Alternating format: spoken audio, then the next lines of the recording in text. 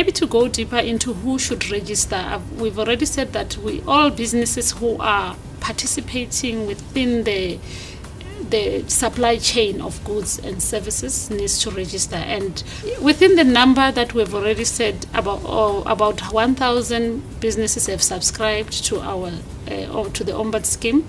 That includes large retailers like your Woolworths, ShopRite, Massmart, Spar, and JD Group in the furniture industry, manufacturers like your Nestle, Tiger Brands, you name them. The list is available on our website of all the participants that have signed up, and we regularly update it with new participants that signed up. Okay, for the consumers who would like to lodge their complaints with our office, they need to understand first that when you are aggrieved and you are not happy with the service that you've paid for or with the product that you've purchased, you need to first notify the supplier, the business that you purchased your product or pay for the service from. They need to be aware that you are not happy with 1, 2, 3. And in that case, if your complaint is not resolved to your satisfactory, then you can bring a complaint to the Ombudsman office. And this is how you lodge your complaint. You can lodge your complaint by phoning our call center or by accessing our website, www.cgso.org.za. It's a web form. And when we receive your complaint, what we do, we capture your complaint in our system and we escalate the complaint to the business. Now we are making the business aware that we have received a complaint against them. Then we provide them with 15 business days to provide feedback to the Ombuds office. And from there, we will then notify you on the progress of the case until we find a resolution towards your case.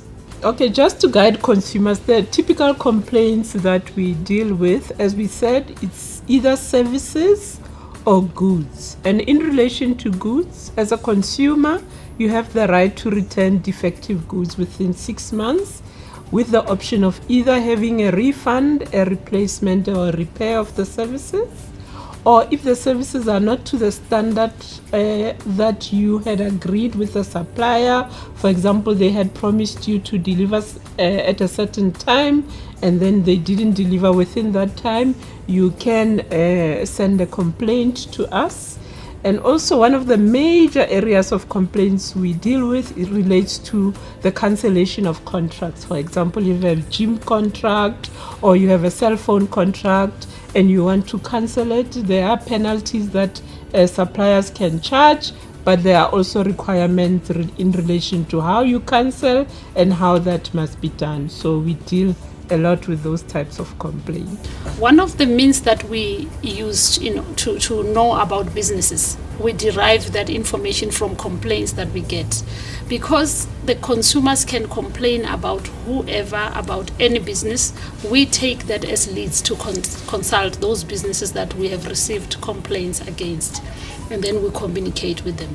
Since our inception about 5 years ago, we have already signed up about 700 at group level, and that includes our major players within the retail and manufacturers. They've already signed up, and we need more of the businesses to be aware of this and to tell their consumers about us.